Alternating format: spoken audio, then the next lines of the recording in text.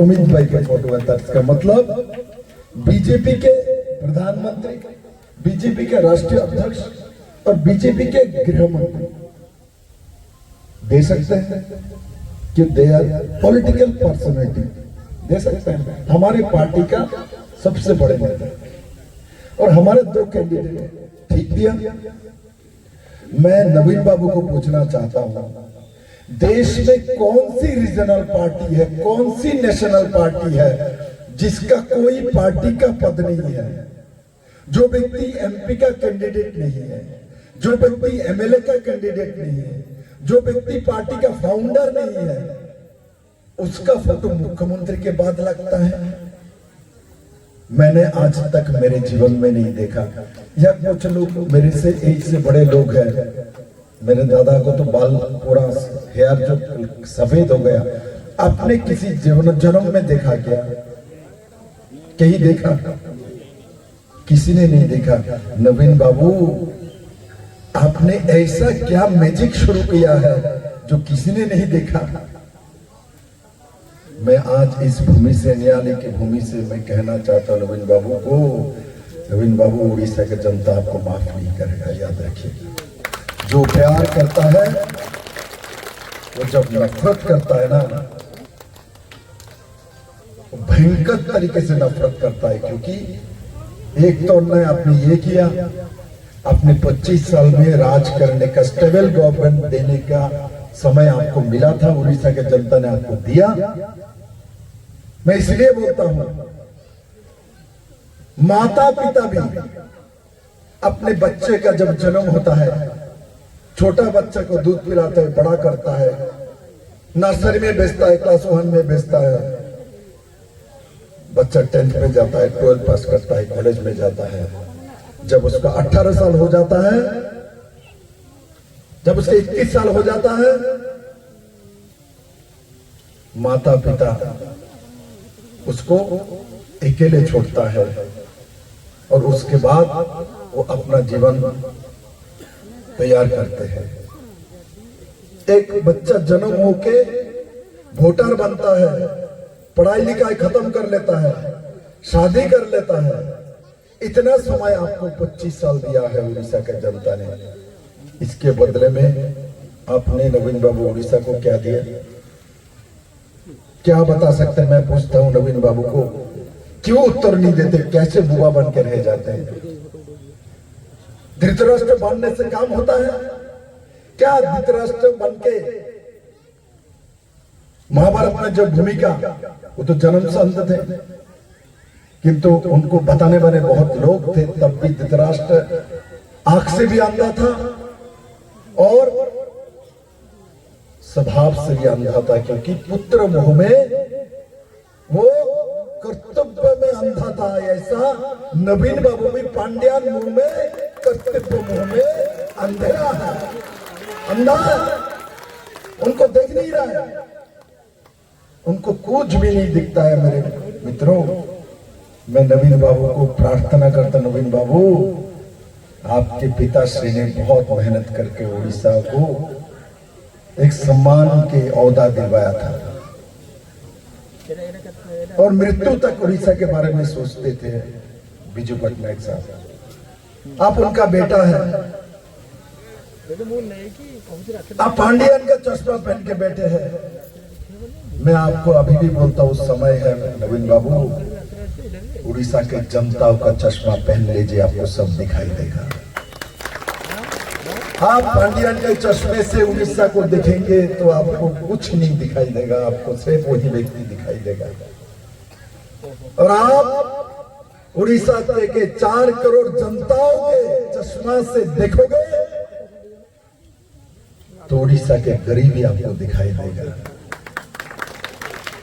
उड़ीसा के घर में चावल नहीं, वो दिखाई देगा। उड़ीसा के हर घर में पानी नहीं पहुंचा, वो आपको दिखाई देगा। और नरेंद्र मोदी 5 किलो करके गरीब को महीने में एक व्यक्ति को फ्री में देता है, वो भी पांड्यन के चश्मा लगा के आपको, पांड्यन उसमें आप कष्ट कर लगा के बताते आप ही दे रहे हो। ये दिन भी उड़ीसा वासी को देखना पड़ेगा। आपने चावल नहीं दे पाया लोगों को, जल नहीं दे पाया, घर नहीं दे पाया, दवाई नहीं दे पाया, शिक्षा नहीं दे पाया, रास्ता नहीं दे पाया, तो किस लिए सीएम बने आप? किस कारण से आपको बैठा के रखे? और दो छात्र पांडियन पैदा करने के लिए, और दो छह पांडियन पैदा करने के लिए। भारतीय जनता पार्टी का सरकार बनते ही हम उड़ीसा के जनता जो चाहते वही करेंगे। और तो और इस बीज भूमि में जन्म ग्रहण करने के बाद नवीन बाबू, भगवान जगन्नाथ के मंदिर के तिजोरी का चाबी खो जाता है, चाबी नहीं मिलता। मेरे संबंधित भाई लोगों ने प्रश्न उठाया, पॉलिटिकल पार्टी ने प्रश्न उठाया, समाज से लोग प्रश्न उठाया, आपने इंक्वायरी बैठाया, इंक्वायरी का रिपोर्ट आया, रिपोर्ट भी आप दबा के रख दी हो। किस लिए? भगवान का रिपोर्ट भी दबा के रख देते हो। भगवान जगन्नाथ का रिपोर्ट वो दबा के रखने वाला लोगों को सत्ता में रखना चाहिए। भारतीय जनता पार्टी की सरकार आते ही 1 महीने के अंदर हम वो रिपोर्ट जनता के सामने कर देंगे, और इस रिपोर्ट में जो आएगा उस रिपोर्ट के हिसाब से उसके ऊपर कार्रवाई करेंगे, उड़ीसा के साथ न्याय करेंगे। मेरे दोस्तों,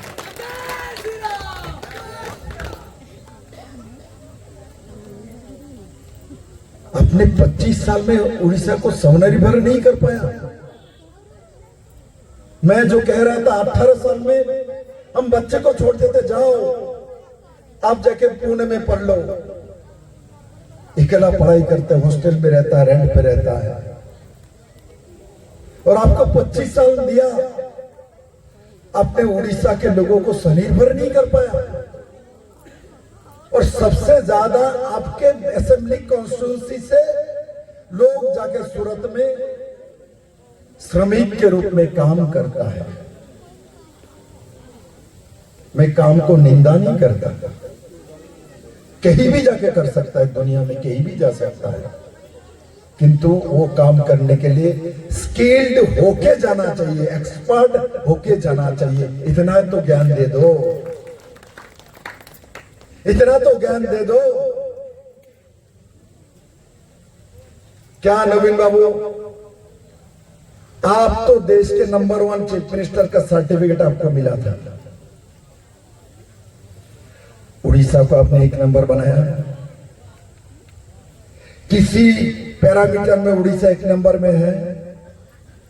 भारत का सबसे मेरिट में सबसे अच्छे इंजीनियरिंग कॉलेज उड़ीसा में है। 1 नंबर कॉलेज है? नहीं है। उड़ीसा में नंबर 1 मेडिकल कॉलेज है? नहीं है। उड़ीसा में भारत का सबसे सुंदर रोड है? नहीं है। उड़ीसा में सबसे ज्यादा फसल फलाने वाले धनवान किसान है? नहीं है। उड़ीसा में सबसे बड़ा डॉक्टर है? नहीं है। उड़ीसा में सबसे बड़ा देश का इंजीनियर है? नहीं है। उड़ीसा में देश के सबसे ऊंचाई बिल्डिंग है? नहीं है। उड़ीसा में सबसे बड़ा दुनिया भारत का स्टील प्लांट है? नहीं है।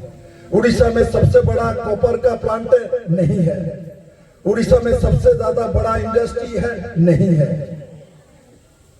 देवता ने, भगवान जगन्नाथ ने उड़ीसा को ग्रेनाइट दिया, आयरन ओर दिया, बॉक्साइट दिया, मैंगनीज दिया, सोना दिया, चांदी दिया, बे ऑफ बंगाल दिया, 3 समंदर बंदर दिया, महानदी कोलफील्ड दिया, महानदी का पानी दिया, जमीन दिया, पहाड़ दिया, टीला दिया, और सबसे बड़ी बात, मेरे सामने बैठे हुए इतना सुंदर लोगों को इस जन्मभूमि में दिया है आपके पास। किंतु आपने 25 साल में इतना कुछ मिलने के बाद भी खुद को नंबर 1 बनाया। मेरे उड़ीसा के 4 करोड़ लोगों को आपने छोड़ दिया। किसके हाथ में? पांडियन के हाथ में छोड़ दिया, वो भी यहाँ बाहर के लोगों के हाथ में। आज जवाब मांगता है उड़ीसा, आज जवाब मांगता है उड़ीसा।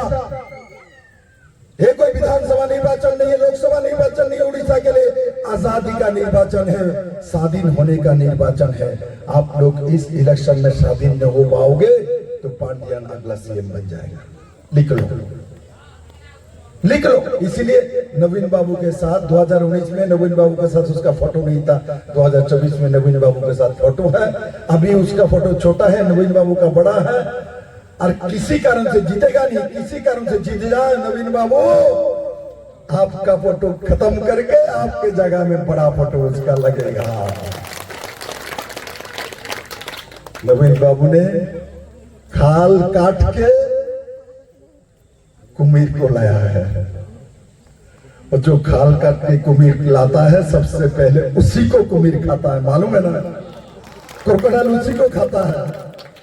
इसलिए मैं नवीन बाबू को बहरामपुर में भी बोला था, मैं आपको सावधान करना चाहता हूं नवीन बाबू, क्योंकि आपके प्रति एक निष्ठा मेरा है, क्योंकि आप बिजू पटनायक जी का बेटा है, जिन्होंने उड़ीसा के लिए बहुत काम किया। इसीलिए मैं आपको श्रद्धा करता हूं।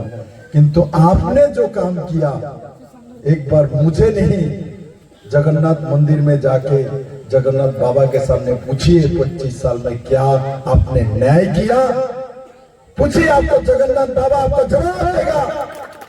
जो आपने न्याय नहीं किया, क्योंकि न्याय करते तो उड़ीसा को, बहनों को बिना चप्पल चलना नहीं पड़ता। मेरे मित्रों, पानी के लिए भीख नहीं मांगना पड़ता। आज मैं इससे पहले कार्यक्रम में गया, एक महिला दौड़ के आके मुझे बूढ़ी माँ बोलता है मेरे को घर दे दो। उसको क्या पता है मैं यहाँ का मुख्यमंत्री नहीं हूँ। मैंने बोला यहाँ तो नवीन बाबू मुख्यमंत्री, पांडियन चलाता है, भारतीय जनता पार्टी का सरकार आएगा। और आते ही छवि बाबू को मैंने बोला उस महिला को प्रधानमंत्री आवास योजना का घर दे देना। शर्म आना चाहिए नवीन बाबू पांडियन तुम लोगों को। दूसरे स्टेट से कोई पूर्वतन मुख्यमंत्री आता है, उसके सामने लोग दौड़ के आके घर मांगता है। 25 साल में आपने घर नहीं दे पाया। अरे प्रधानमंत्री नरेंद्र भाई मोदी ने तो सभी गरीब को पक्का घर दिलाने के लिए 1.5 लाख करके पैसा फ्री में बांटा है। अब दिया क्यों नहीं? क्यों मेरे सामने दौड़ के आया? इसका जवाब कौन देगा? मैं इसलिए बीजेटी करने वाले, यहाँ जो कैंडिडेट बना हुआ मेरे बहन है, एमपी कैंडिडेट, शायद बहन ही है, बहन है ना, मेरे बड़ी बहन, छोटी बहन, जो भी वो सिस्टर है, हम बहन को सम्मान करते हैं। मातृ जाति को मैं सम्मान करता हूँ, मेरे बहन को। और जो दादा मेरे यहाँ खड़ा हुआ है, जिसका चेहरा रास्ते में मैं देखता हूँ, मैं दोनों को क्वेश्चन करना चाहता हूँ। क्या आप जीत के पांडियन का फोटो आपके घर में लगाओगे? भारतीय जनता पार्टी के मेरे छवि भाई जीतेगा तो हर घर में जगन्नाथ का फोटो देगा।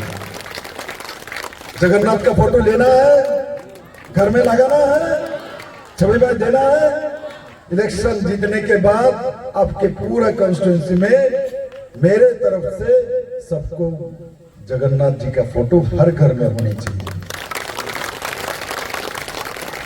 और मैं दोनों कैंडिडेट को कहना चाहता हूं, आपने एक ऑफिशियल कैंडिडेट बन गया, किंतु आपके सामने सबसे बड़ा विपद है पांडियन, क्योंकि उसने घोषणा किया है जो विधानसभा का और लोकसभा का कैंडिडेट सबसे ज्यादा वोट से जीतेगा, उसको ही वो नवीन पटनायक से मिलाएगा, बाकी को नहीं मिलाएगा। तो क्या करोगे?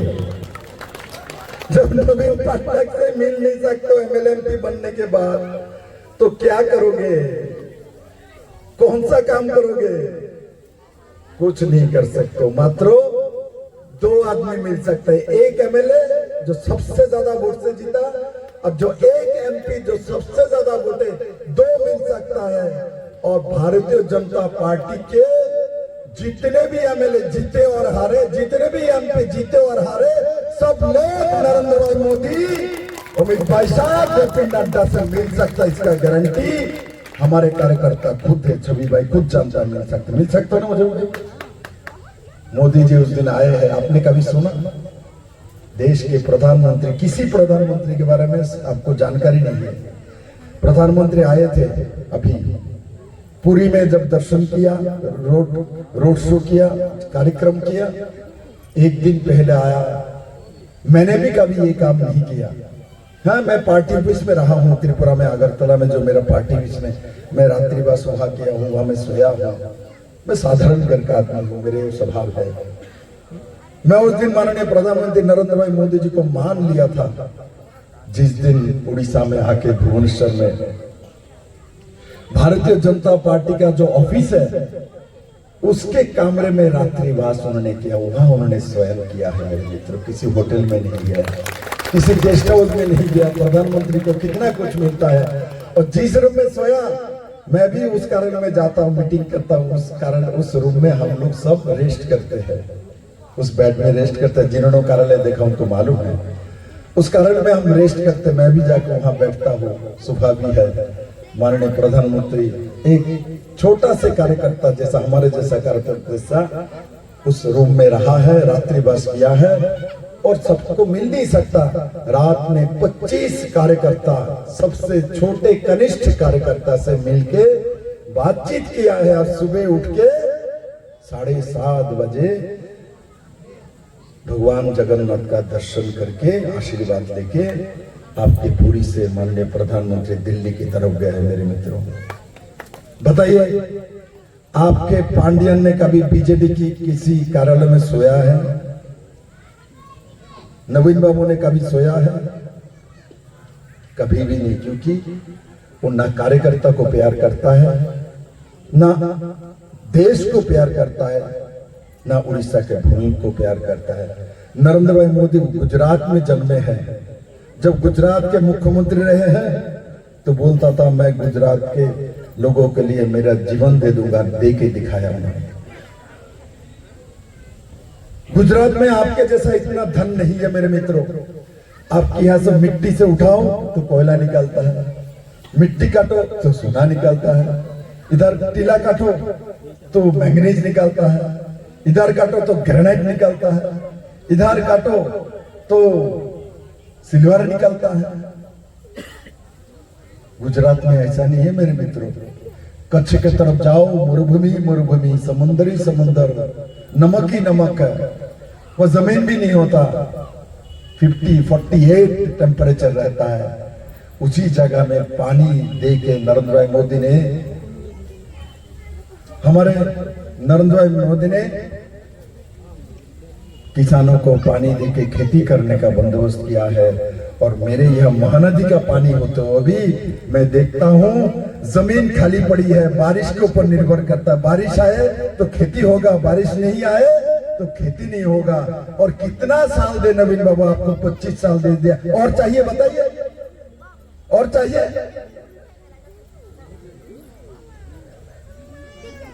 जिसका होता है 9 साल में होता है, कहावत है, और जिसका नहीं होता है 90 में भी नहीं होता। और नरेंद्र भाई मोदी ने गुजरात में जब मुख्यमंत्री थे जिस तरीके से काम किया, और जब प्रधानमंत्री बने देश के 140 करोड़ लोगों के लिए काम किया। मोदी चावल देता है तो बीजेपी के लोगों को चावल नहीं देता मेरे मित्रों। जो बीजेपी करता है उनको भी चावल मिलता है, जो कांग्रेस करता है उनको भी चावल मिलता है। किंतु यहाँ पांडियन और नवीन बाबू की सरकार, जो बीजेपी करेगा उसको ही सुविधा मिलेगा, जो बीजेपी नहीं करेगा उसका धमक देता है, तुम्हारा राशन कार्ड काट दूंगा, तुम्हारा पानी का लाइन काट दूंगा, तुम्हारे वो कर दूंगा। मैं कहता हूं, सुन लो बीजेपी वालों, जो अभी भी पांडियन के चेला बन के घूम रहे हो, 4 तारीख के बाद जनता आपके घर के सब लाइन काट देने वाला है मेरे मित्रों। जनता आपके घर के लाइन काटने वाला है। आप जनता को मत धमकाओ, याद रखना। जो जिसने भी जनता को धमकाया उसका विनाश हुआ, इतिहास साक्षी है। इंग्रेज ने जनता को ललकारा, धमकाया, मारा, तो इंग्रेज को 200 साल शासन करने के बावजूद भी इस देश से जाना पड़ा। मुगल के शेष सम्राट ऐसे तो बहादुर शाह जाफर है, किंतु असल में कौन थे? औरंगजेब थे। औरंगजेब ने भारत का संस्कृतों को, हिंदुओं को धमकाया, मंदिर तोड़ा, राम मंदिर तोड़ा, हमारा मथुरा तोड़ा, वृंदावन तोड़ा, और उसके बदले में मुगल सम्राट का साम्राज्य को खत्म होना पड़ा मेरे मित्रों। और मैं आज खुश हूं, 550 साल बाद हमारा नरेंद्र भाई मोदी ने रामलीला का, राम लाला का प्राण प्रतिष्ठा करके अयोध्या में राम मंदिर बना के साबित कर दिया ये सनातन है, ये भारत है, ये रामायण का भूमि है, महाभारत का भूमि है, ये श्री कृष्ण भगवान का भूमि है, ये कुंती का भूमि है, ये सीता का भूमि है, ये द्रोणाचार्य की भूमि है, ये कृपाचार्य की भूमि है, ये महान भारत के लोगों का भूमि है। दुनिया में एक ही देश जिसमें 6 ऋतु मिलता है वो भारत ही है मेरे मित्रों। दुनिया में एक ही देश भारत है जहां अलग अलग वेशभूषा होने के बावजूद भी नॉर्थ ईस्ट में भी राम मिलता है, मध्य भारत में भी राम मिलता है,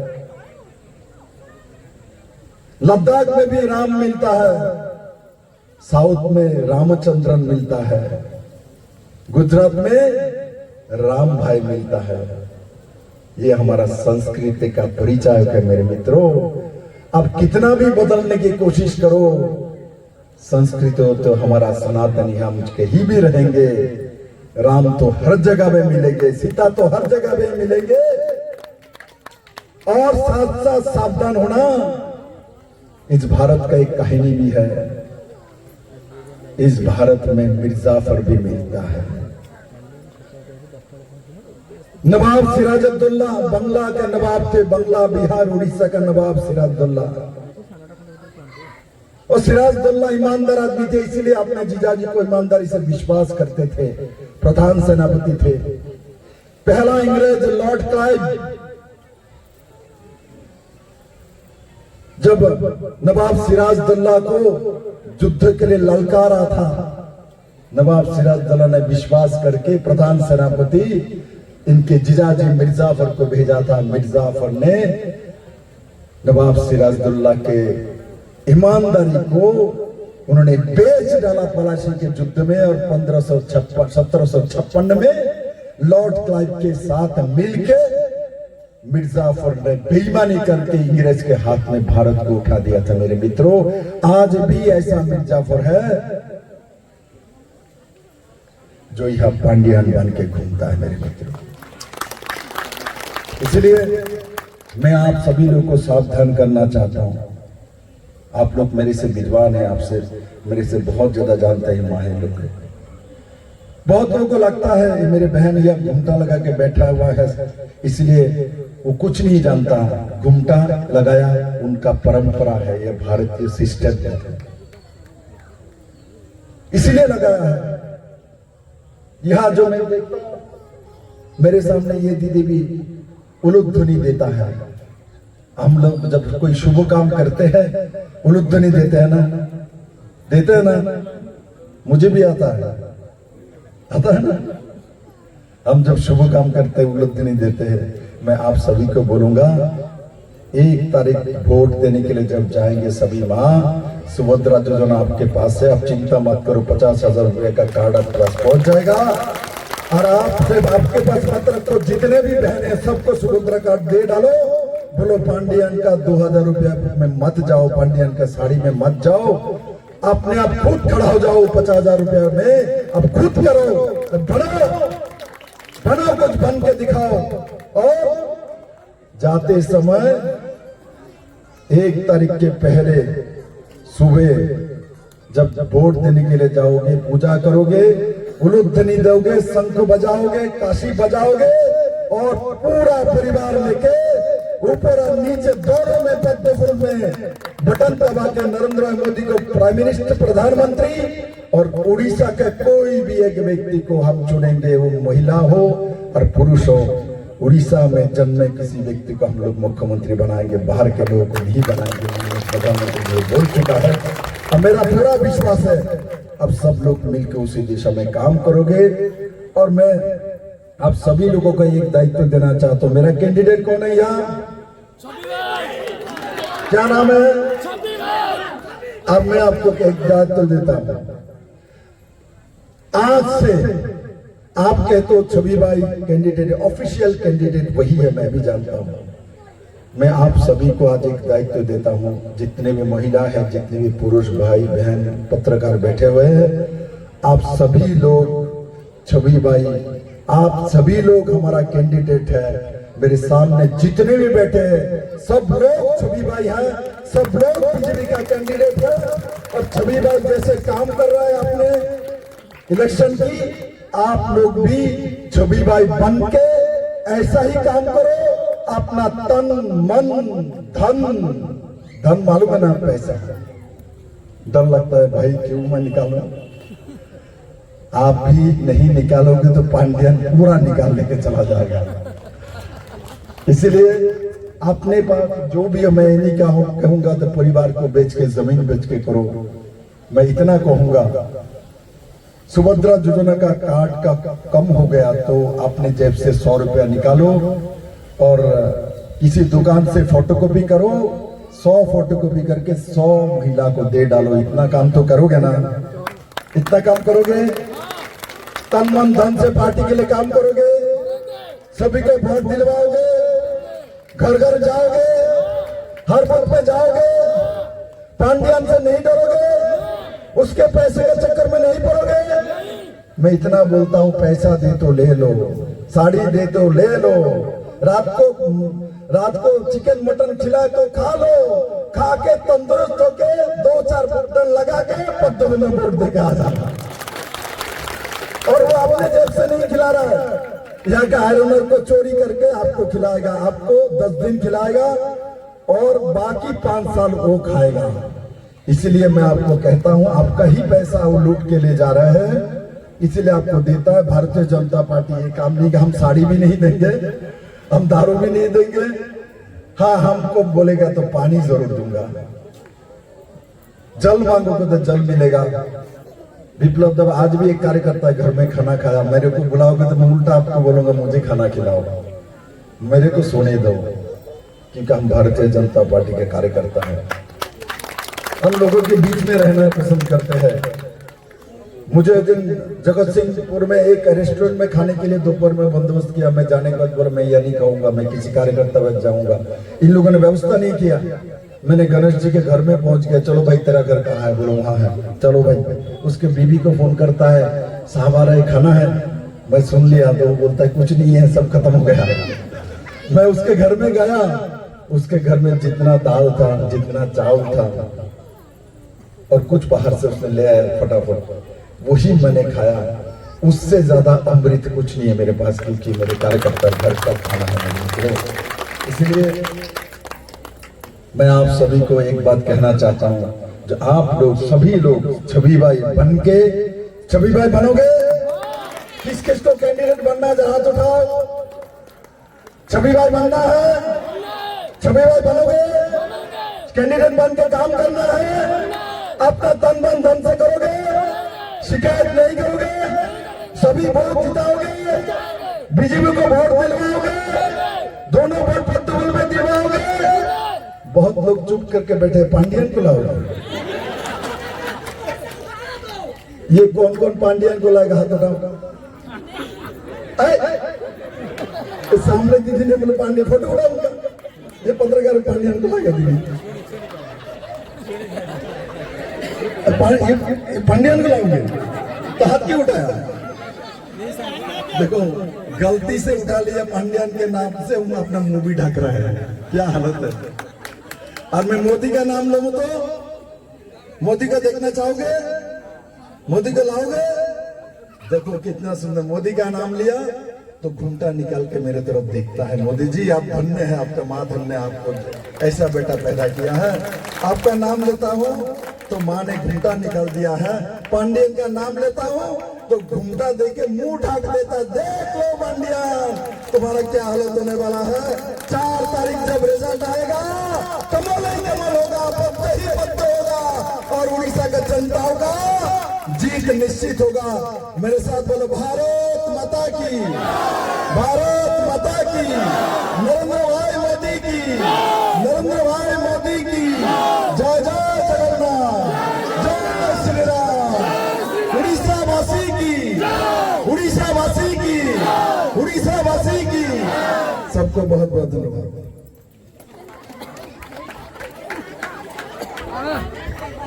बहुत बहुत धन्यवाद।